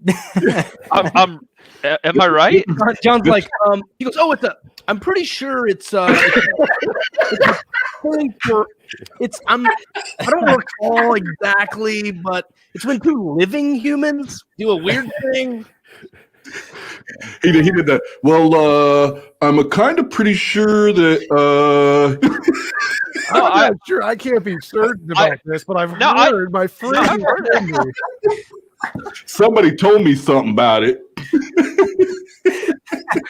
I want to say I was man. I told you. Filming. There was a movie we did called My Week in Atheism in like 2014, where I filmed with a Christian filmmaker for a long time. And a lot of the time, his son, he's like super religious dude. His name's John Christie. This is on Amazon if you guys want to go see it. But is that the comedian? His son, no. His son was doing a lot of the filming, and he's going to like school to be religious as well. He was going to some kind of preaching school or whatever. And I made some comment. John was talking about something, and we were off camera, and his son was holding the camera. His son's like 17, 18 years old. And I made some comment. I was like, yeah, I saw something like that on RedTube. And his son goes, and then they looked at each other, and I was like, you want to tell your dad what RedTube is? It was the most awkward fucking moment. It was amazing. His dad had no clue. I know that one immediately. just because of my past. I'm sure you do. No, because of my no. Because It's of your better. past. It's much better than talking to Anthony Mack. Just let it go, dude. John just keeps saying stuff and then looking immediately like, why am I talking?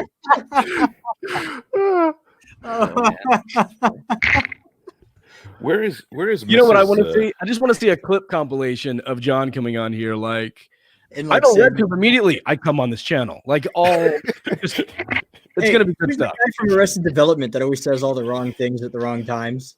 You know what I'm talking about? The guy who's like, I proved myself unreasonable. You guys will like this. This is probably one of my most embarrassing preaching moments. The thing that I said while actually on stage in front of my congregation. So there was a. You're the youth pastor. How do you have a congregation? So it's still a congregation. Definitionally, when people congregate in one big room, it's a congregation. So you can look it up later. I know it's a big word. Even I got it. All right. I got it. So Your attempt at humor is ridiculous tonight, but go ahead. all right. So anyway, I was on stage and I was preaching, and I remember there were a couple new kids out there tonight, and Donnie? I was talking. Say what? Or not tonight? But not the new kids. I'm sorry. I'm from the 80s. No. Oh, I fell asleep. Sorry, John. Go ahead. When do we get pizza? When do we get pizza? I was going to roast myself, but you guys aren't. I want to hear this. No, I want to hear it. I'm sorry, John. I'm sorry, John. Go ahead, John. I seriously want to happen. Did you accidentally tell the truth, or like what happened?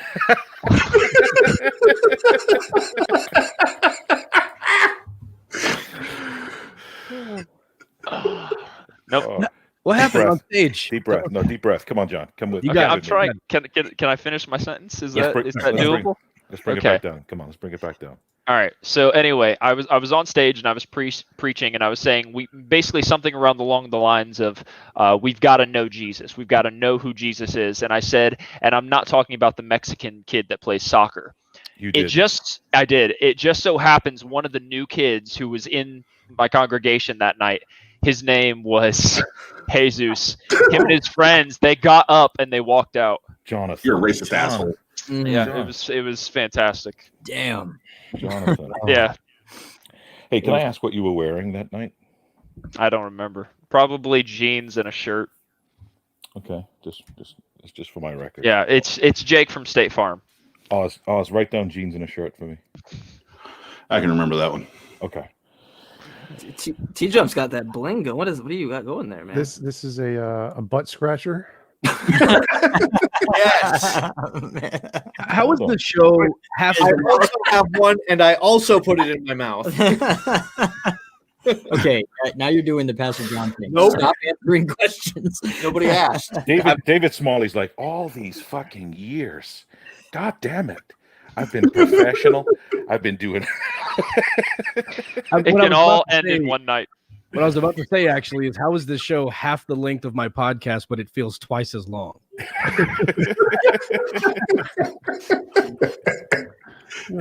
All right. Well, on that note, guys, we're going to wrap the show. I was going to say, David, why do you think I left? No, I'm just kidding. Yeah. Yeah, no, Mike genuinely did quit and come back and say, you know what, guys, I can hang out with you guys. Yeah. He told me to fuck off too. By the way, he did. He told me to go fuck myself. He said I'm a big. What did he call me? What was that? A big duty. A big duty head. A duty head. Yeah. Oh, classic. Yeah. The old that old rascal. What's this right here? Back in the sandbox. The butt scratcher. Butt scratcher.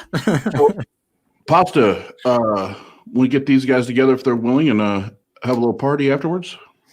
Yeah, absolutely. Let's go back to Smalley's place. Can I debate John on whether or not a soul patch is cool in 2020?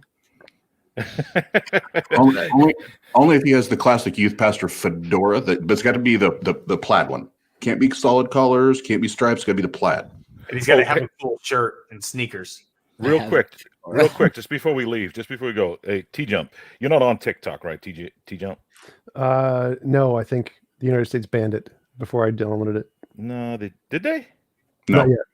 No. Not yet. But, hey, Hey, I got to give it to Smalley though. He's probably one of the only famous atheists, for lack of a better term, that's on TikTok. That's viral for non-atheist content. This is true. Very true. What is the content? I'm kind of worried to ask. Just like comedic He or beats on stuff. Yeah, rhythmic shit. Like because he's a musician, so he'll like comedy stuff. Like like he'll that one thing that he did, Crack Baby, slides into shot in his bathroom, just like the bathroom mirror. He slides into shot like into Tom Cruise, and he just starts beatboxing and then starts tapping on shit, and then 1 million views. I'm like, what the fuck? What? Yeah, it's weird. David, one day we're gonna have to have a drum off. Okay. Kick your ass. He will eat you. Why are you still talking? Now you're talking about eating. Hey, me. but I must Why admit would though, you eat hey somebody? Jeff did rip pages out of the Quran in an 8-second video, and it got like 2 million views. Nice. No. I put a Quran on a desk and said I was going to burn it at a future date, which I was not going to do. That got 1.2 million views because they were trying to stop me from burning the book by getting my account banned. Which, by the way, I found out that if your video goes to review 3 times and wins, it permanently stays no matter how many people try and ban it. Like triple That is jeopardy. cool. That is cool. Nice. So 1.2 million views, and 99% of it came from Indonesia. What? It's kind of Couldn't like tell you. That's also where like 90% of my death threats come from. And who would know that? The troll would know that. It's always some kid that's like, I'm gonna call the police and tell them that you're blasphemous, and I'm like, oh, you don't live in America, do you?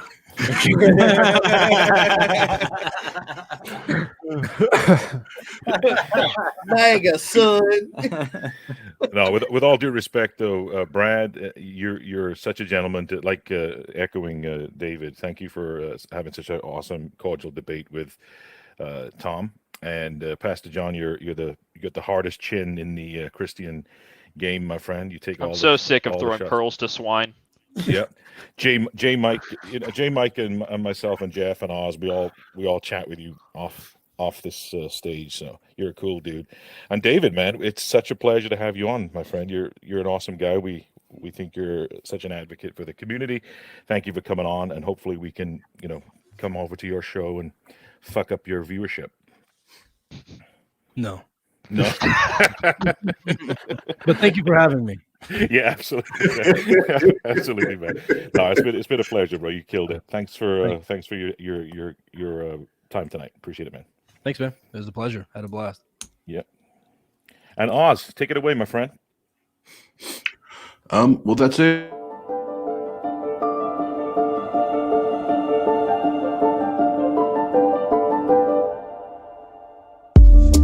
That fucking Oz guy. I agree. He talks too much.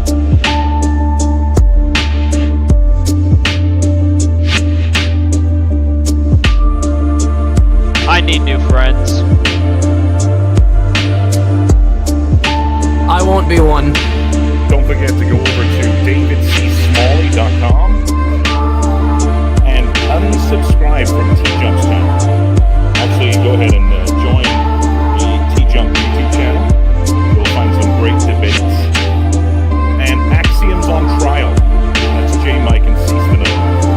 If you like philosophy and science, go there and hit that like and subscribe.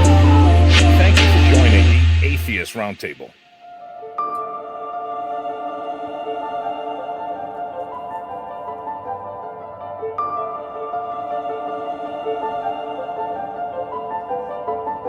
Another edition of Pastor John Roasted.